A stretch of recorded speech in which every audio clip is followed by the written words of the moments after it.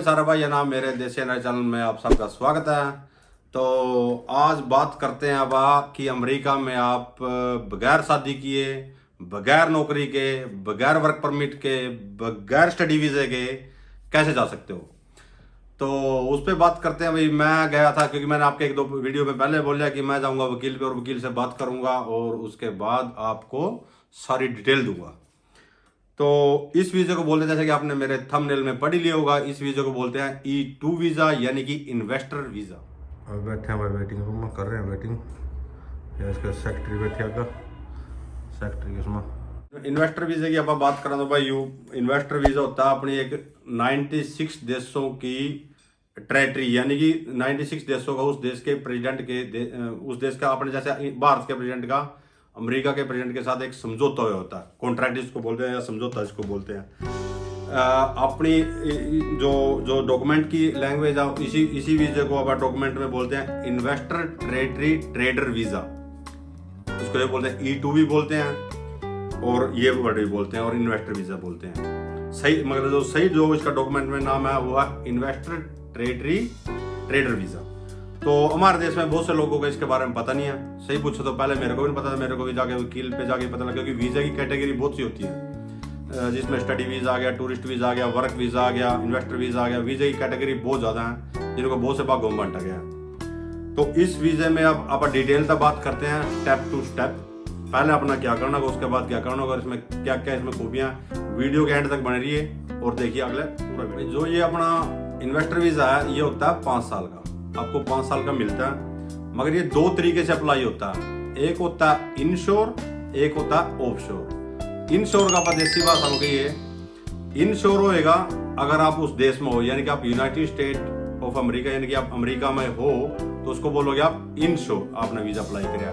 तो जिसके पास पहले वीजा लगे हो या किसी बेस पर अमेरिका पहुंच जाता है तो उसको आप वहाँ इनशोर अप्लाई कर सकते हो। ऑफशोर होगा अगर आप इंडिया में बैठे हो, आप किसी सोलिसिटर यानी कि एक वकील के थ्रू ये वीजा अप्लाई कर रहे हो, तो उसको बोलते हैं ऑफशोर। के बारे में प्रोसेस शुरू करने से पहले, बताने से पहले मैं आपने एक बात पहले खोल दूं, ना तो मैं कोई वकील हूँ, यानी कि मैं कोई ना कि मैं सोलिसिटर हूँ।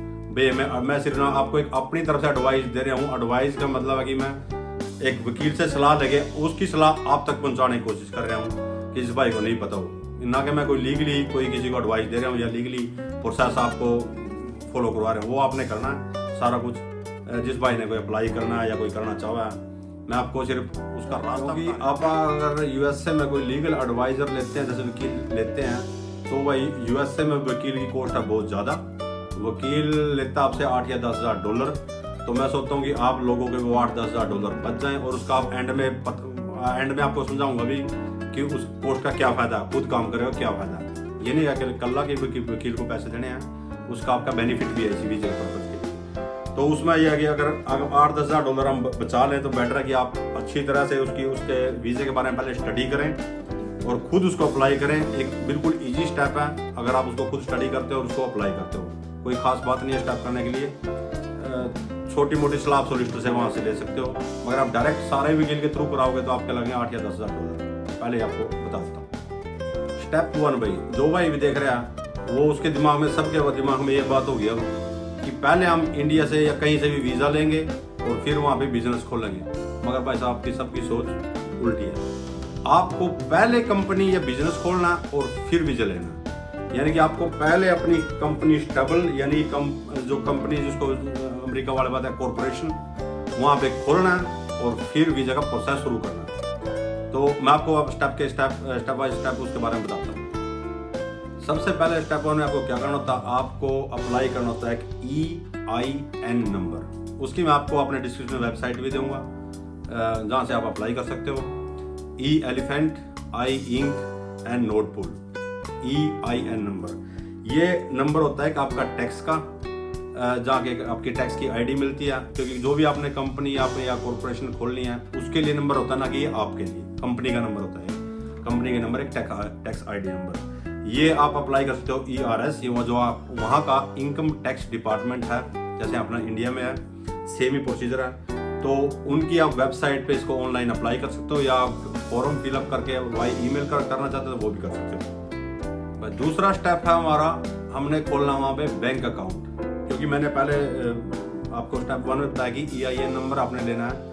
बगैर EIN नंबर के आप अपना वहाँ पे बैंक अकाउंट नहीं खोल सकते कंपनी के नाम पे, क्योंकि आपने लेना है कि इन्वेस्टर वीज़ा, तो इन्वेस्टर वीज़ा के लिए चाहिए EN और EN के लिए चाहिए उसके बाद में बैंक अकाउंट, मगर दोनों उसके बगैर वो नहीं हो सकता, मतलब बैंक अकाउंट आप खोल नहीं सकते वहाँ पे। जैसे ही आपका EIN नंबर आ जाता है वहाँ पे, तो आप जाओगे लोकल बैंक या किसी के थ्रू आप वहाँ पे बैंक अकाउंट खोल लेते हैं, ऑनलाइन खोल सकते हैं। आपके पास अगर EIN नंबर आया तो बैंक अकाउंट आप जैसे खोलोगे तो आप उसको उनको बोलोगे भाई मेरे पास बैंक अकाउंट है, आपने करनी है अपने अकाउंट में मनी ट्रांसफर। तो वो मनी आप वेस्टर्न यूनियन के थ्रू भी कर सकते हो, अपना जो लोकल बैंक है इंडिया में जैसे कि HDFC या ICICI है जो ऑनलाइन बैंकिंग करते हैं, तो आप अपने बैंक के थ्रू भी कर सकते हो। तो उसमें जो आपका इन्वेस्ट करनी है ये मॉनेटरी है, इसको बोलते हैं वो जो उनकी भाषा में बोलते हैं सब्सटेंशियल इन्वेस्टमेंट। तो वो आपने बैंक के जो आपने अकाउंट खुलवाया उसमें आपने इन्वेस्ट करने के लिए जो पैसा उसमें डालना है उसके लिए अपने बैंक का अकाउंट खुलवाना है। तो तीसरा स्टेप क्या है, ये नहीं कि आपने सिर्फ बैंक में पैसे ट्रांसफर करने हैं, उस पैसे को आपने इन्वेस्ट भी करना है। इन्वेस्ट करने के 2 तरीके हैं। पहले आपको पता होना चाहिए कि आपने किस लाइन यानी कि किस बिजनेस में पैसा लगाना है। तो मैं अपनी बात करूँ तो जैसे मेरी लाइन ड्राइवरी की है या ट्रांसपोर्ट किया, तो वहाँ पे बोलते हैं अमेरिका में गुड्स एंड सर्विस का यह ट्रांसपोर्ट बिजनेस जिसको बोलते हैं हम लोग। तो अगर आपने ये बिजनेस करना है कि जो मैं सोच रहा हूँ, शायद अगर आपने ये बिजनेस करना है तो उसके लिए चाहिए आपको $1 लाख तकरीबन। तो उसमें आपको इन्वेस्ट कितना करना है, इन्वेस्ट आपको करना होता है उसमें 65 to 75%, यानी कि अगर आपके पास $1 लाख हैं तो $70-75,000 आपको उस बिजनेस में इन्वेस्ट करना है पहले। तो 30% आपके पास रह गया आपके जो अकाउंट में। ये नहीं कि आपने सिर्फ मनी ट्रांसफर कर लिया अकाउंट में और हमारा वीजा हो गया, नहीं, आपने EIN नंबर लिया, अकाउंट खोला, मनी ट्रांसफर की और उसको इन्वेस्ट किया अपनी कंपनी। उसके बाद आप जाओगे कि वहाँ भाई मेरे को वीजा चाहिए। तो जैसे अगर आप काम तो मतलब 2 तरीके का होता है, थोड़े में भी होता है, मगर आपके पास तकरीबन $1 लाख यानी कि इंडिया का 75 लाख रुपए हो तो आपके चांस जो वीजा के हैं वो हाई है, वो 99%, क्योंकि ये वीजा कभी रिफ्यूज नहीं होता कभी भी। उसका भी मैं आपको एंड में बताता हूँ क्यों नहीं होता, क्योंकि और वीजा होता है जैसे कोई टूरिस्ट वीजा होता है या वर्क वीजा होता है, वो रिफ्यूज होता है, उसकी आपकी जो फीस है तो वो भी चली जाती है क्योंकि फीस नॉन रिफंडेबल होती है हमेशा, मगर ये वीज़ा कभी रिफ्यूज़ नहीं होता। ये वो बात अलग है अगर आपने फेक डॉक्यूमेंट दिए हैं या कोई आप डॉक्यूमेंट प्रोवाइड नहीं करवा सकते तो वो होल्ड पे कितनी देर तक रखेंगे, तो वो बात अलग है। नॉर्मली 99.9% नोट रिफ्यूजल वीज़ा होता है। जो पैसा आपने अपने बैंक में डाला है, जैसे कि आपने $1 लाख अपने अकाउंट में निकाल दिया, तो ये मत सोचना कि आप कल को बोल रहे कि मैंने अपने पापा से लिया, मैंने अपनी मम्मी से लिया, मैंने अपने ग्रैंडफादर से लिया। नहीं, आपके उस पैसे के सोर्सेज यानी इनकम ऑफ सोर्सेज आपको दिखाने होंगे बाद में कि आपके पास ये इतना पैसा कहाँ से है, क्योंकि ऐसे तो लोग फिर ब्लैक मनी को व्हाइट मनी कर लेंगे। तो इनकम ऑफ सोर्सेज आपके पास होने चाहिए और वो आपको इंटरव्यू में बताने भी होंगे और दिखाने भी होंगे डॉक्यूमेंटली। आप किसी ताऊ, चाचे, अंकल, मौसा, मासी किसी से पैसे ले सकते हैं, मगर वो लेते हैं 20, 20, 30%, उसको बोलते हैं गिफ्ट। मेरे को गिफ्ट में इन्होंने दिया। फादर मदर से आप ले सकते हैं थोड़े बहुत, आपके अपने भी। फादर मदर से मतलब आप जैसे मैं हूँ, अगर मेरी माँ मेरे को $1 लाख दे तो वो दे सकती है, नो प्रॉब्लम, मगर थर्ड पर्सन आपको नहीं दे सकता। मगर उसका भी थोड़ा बहुत इनकम सोर्सेज होने चाहिए कि कहाँ से आए हैं, आपकी ज़मीन के हैं, आपके घर के हैं, क्या आपने सेल किया, क्या आपका पहले, ये ना होगी सारे के सारे पैसे के थर्ड पर्सन से आए, क्योंकि वो ज़रूरी है बात में, वो उसमें बहुत वीज़े में बहुत मायने रखता है। मतलब proof of income sources is compulsory, क्योंकि अगर आप किसी भाई की कोई सैलरी आती है, कोई नौकरी लगा हुआ, ठीक है, वो सैलरी आपके अकाउंट में आती है तो आप उस सैलरी का टैक्स देते हैं बेकायदा। अगर आपने किसी से गिफ्ट लिए हैं तो आपको एक गिफ्ट लेटर चाहिएगा, उसमें बेकायदा अटेस्टेड होना चाहिए वो ऑफिसर से भी इस बंदे ने इसको इतने पैसे बैंक में ट्रांसफर किए हैं और बैंक वालों से अप्रूव्ड होना चाहिए, उनका एक लेटर चाहिएगा आपको, गिफ्ट लेटर, वो जरूरी है। वो बात अलग है अगर आपकी 1 करोड़ की कहीं लॉटरी लगी है, वो बात अलग है, वो आपके लॉटरी के पैसे हैं इस वैल्यू, उनकी वेबसाइट पर बेकायदा लिखा हुआ है, वो चीज़ें अलग मैटर करती है। उसके बाद आपको प्रूफ करना होगा कि आप अपने बिजनेस को ग्रो करने के लिए यूएसए जा रहे हैं। आपके बगैर, क्योंकि जो आपका इन्वेस्टिगेशन ऑफिसर होता है एम्बेसी में, जो आपका इंटरव्यू में आपको बुलाता है, तो आपको उसको अपनी, जैसे कहते हैं ना, अपनी मतलब पूरा उसको प्रोवाइड करना होगा अपनी बातों से कि आपका बिजनेस आपके बगैर ग्रो नहीं कर सकता और आपके साथ ही कर सकता है। आपके बिजनेस को आपकी नीड, आपकी ज़रूरत है वहाँ पे, और आप के मतलब वो आपके साथ ही ग्रो कर सकता है आपका बिजनेस। वो आपको एक थोड़ा सा ना जैसे कॉन्फिडेंस में लेना होता है, वो लेना होगा। आपके पास क्वालिफिकेशन होनी चाहिए। ये नहीं कि आप 5वीं फेल हैं और जा रहे हैं वहाँ पे कोई बिजनेस करने, कोई मंचेंट ऑफिसर का, तो आपके पास कोई क्वालिफिकेशन, छोटी मोटी आपके पास क्वालिफिकेशन चाहिए या फिर एक्सपीरियंस होना चाहिए। जैसे कि फॉर एग्जाम्पल मैं आपको बता देता हूँ, अगर आप रेस्टोरेंट का बिजनेस या पिज़्ज़ा का बिजनेस वहाँ पे करना चाहते हो, तो आपने 2-4 साल का कोई होटल मैनेजमेंट का कोर्स किया है या फिर कहीं होटल में काम किया या फिर अपना दुकान थी पिज़्ज़ा था, तो वो आपका एक्सपीरियंस भी वहाँ पे बहुत कुछ मायने रखता है। अगर आप ऑफशोर अप्लाई कर रहे हैं, यानी कि आप इंडिया से अप्लाई कर रहे हैं, तो आपको इंटरव्यू में जाना होगा। अगर आप इनशोर कर रहे हैं तो आपको इंटरव्यू की कोई ज़रूरत नहीं होती है, ना ही आपका कोई इंटरव्यू होगा। अगर आप इनशोर यूएसए से अप्लाई कर रहे हैं तो आपका इंटरव्यू नहीं होगा। जैसे अगर मैं अपनी बात करूं, अगर मैं जर्मनी से अप्लाई करूंगा तो मेरा भी इंटरव्यू होगा, और क्योंकि ये भी ऑफशोर ही होता है। अगर आप इंडिया से कर रहे हैं तो आपका इंटरव्यू होगा। तो आपको 5 साल का वीज़ा मिलेगा। 5 साल के बाद आपको दिखाना होगा कि आपके बिजनेस ने कितनी ग्रो की है। उस ग्रो के बाद आपको दोबारा अप्लाई करना होगा। आपको हर जैसे 5 साल के बाद दोबारा अप्लाई करना होगा, तो आपको हर 2 या 3 साल का वीज़ा दोबारा मिलेगा। ये नहीं कि आप कभी 5 साल का या फिर आपको वहाँ से इंडिया जाना होगा और दोबारा से फिर सेम प्रोसीजर में सेम डॉक्यूमेंट लगा के दोबारा से 5 साल का अप्लाई करना होगा। नॉर्मल सा बेटर है कि आप स्टेटस वहीं से अपना इमिग्रेशन स्टेटस वहीं से चेंज करते हैं। आखिरी में आप सोच रहे होंगे, सारे प्रोसेस से गुजर के आपने सब कुछ कर लिया, तो अब आप सोच रहे होंगे कि आपके सपोज है, अगर आप मैरिड हैं, आपके चिल्ड्रन बच्चे हैं आपके, तो उनका क्या होगा। तो भाई साहब मैं आपको बताता चलूँ, अगर आपने 50, 60, 70 लाख रुपए इन्वेस्ट किया है, तो आपके स्पोज को भी सेम E2 वीज़ा मिलेगा। और इसमें एक इतना अच्छा फंक्शन है कि आपका स्पोज यानी कि आपकी वाइफ या आपका हस्बैंड यूएसए में कहीं भी काम कर सकता है। ठीक है, आप सिर्फ अपनी कंपनी में ही काम कर सकते हो। जो आपका वर्क परमिट होगा आपकी कंपनी पे ही बेस्ड है, वो आप कहीं और काम नहीं कर सकते। मगर आपका हस्बैंड या वाइफ कहीं भी यूएसए में काम कर सकता है, उसको वर्क परमिट होगा ऑल यूएसए का। आपके चिल्ड्रन हैं, उनको सोशल सिक्योरिटी नंबर मिलेगा। आपकी वाइफ है, उनको सोशल सिक्योरिटी मिलेगी। बच्चों को सेम सोशल सिक्योरिटी नहीं मिलती, वहाँ पे मिलता है E10। जो यूएसए में रहते हैं उनको पता है। बच्चों को वो वाइफ को आपको सोशल सिक्योरिटी नंबर मिलेगा जो आपको मिलेगा, बच्चों को E10 मिलेगा। बच्चे आपका स्टडी कर सकते हैं।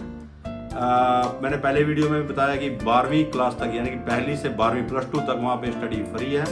आपके बच्चे सेम जो औरों के बच्चे हैं सेम ऐसे स्टडी कर सकते हैं, 12वीं तक स्कूल में जा सकते हैं। वीडियो के अंत में मैं आपको एक बात दोबारा से फिर दोहरा देता हूँ कि ये वीज़ा कभी रिफ्यूज़ नहीं होता।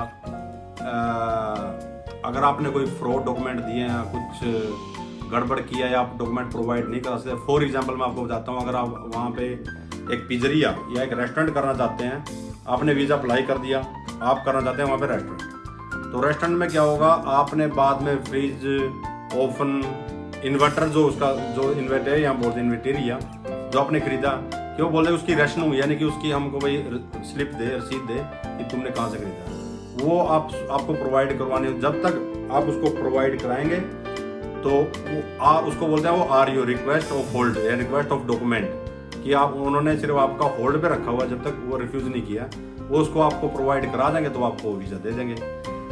आपको 3 या 4 कैटेगरी दिमाग में रखनी है। पहली कैटेगरी है मनी ऑफ सोर्सेज, पैसा कहाँ से है। दूसरा है एक्सपीरियंस, जैसे मैं हूँ, मेरा 15 साल 16 साल का एक्सपीरियंस है ड्राइवरी लाइन में। मैं अपनी बात ही करता हूँ हर एक वीडियो में, किसी और भाई का किसी और एक्सपीरियंस होगा। तो मेरे पास एक्सपीरियंस भी है 16 साल का भी ड्राइवरी लाइन में, जर्मनी में। दूसरा मेरे पास डिप्लोमा भी है 3 साल का, मतलब जैसे कहते हैं ना कि काले पे दौड़ा, अपने पास डॉक्यूमेंट भी हैं और एक्सपीरियंस भी है। मनी ऑफ सोर्सेज, जैसे मैं काम करता हूँ, मेरी तनख्वाह आती है अकाउंट में, टैक्स कटता है सरकार का, मनी ऑफ सोर्सेज मेरे बिल्कुल सारे लीगल हैं। तीसरा क्या है, तीसरा आपका बिजनेस प्लान। आपके पास एक सिक्योर ठोस बिजनेस प्लान होना चाहिए।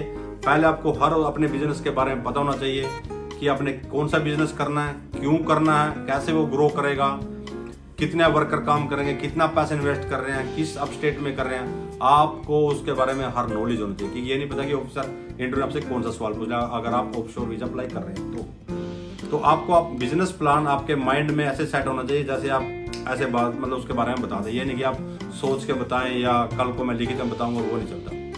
आपको अपना business plan, source of money and आपका एक्सपीरियंस। आप एक्सपीरियंस कोई भी, जैसे कोई रेस्टोरेंट लाइन में है तो पहले लगा सकता है रेस्टोरेंट का, ड्राइविंग लाइन में जैसे मैंने अपना बताया वो लगा सकता है, या कोई स्टडी का तो उसमें अपना वो लगा सकता है कि मैं वहाँ पे यूनिवर्सिटी में पढ़ना। इस वीडियो के अंत में भाई सब भाइयों से हाथ जोड़ के रिक्वेस्ट है, सारे के सारे मेरे जगह यूट्यूब चैनल ना सब्सक्राइब करियो, शेयर करियो, क्योंकि ये वीडियो भाई मेरे लिए कॉस्टली है। कॉस्टली इसलिए है कि मैंने दिया वकील को $350, $350 लेके आपके लिए किया इन्फॉर्मेशन इकट्ठी और उसके बाद बनाया वीडियो और आप तक ले गए आपका वीडियो जिसमें आप अपना सारी इन्फॉर्मेशन जुटा सकें, सारा समझ सकें। हिंदी भाषा में आपको तकरीर बता भी दिया। और किसी को कुछ पूछना हो तो desinri80@gmail.com को ईमेल भी कर सकते हो, मैसेंजर में लिख भी सकते हो, उसका मैं आपको उत्तर भी दूंगा और बताऊंगा।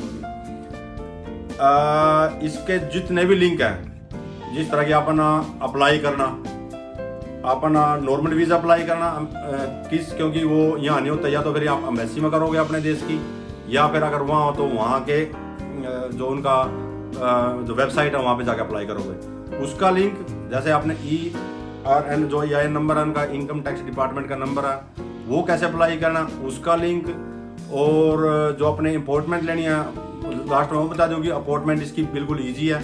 कि बहुत से सोच रहे होंगे कि अमेरिका की एम्बेसी बंद है, अपॉइंटमेंट नहीं मिलती। इसका एम्बेसी में एक अलग ही डिपार्टमेंट होता है, आपको विदिन 2 वीक में अपॉइंटमेंट मिल जाएगी और आपका मेरे ख्याल में 15-20 दिन में सारा इंटरव्यू वाला सिस्टम भी नहीं मिल जाएगा, क्योंकि इसका एक अलग डिपार्टमेंट बनाया हुआ है एम्बेसी में और इसकी ऐसे अपॉइंटमेंट मिलती है हफ्ते 10 दिन के अंदर। एक बार भाई सारे भाई है ना, फिर से धन्यवाद वीडियो देखने के लिए, अपना कीमती टाइम देने के लिए। मिलते हैं आप अगली वीडियो में, जब तक के लिए नमस्कार।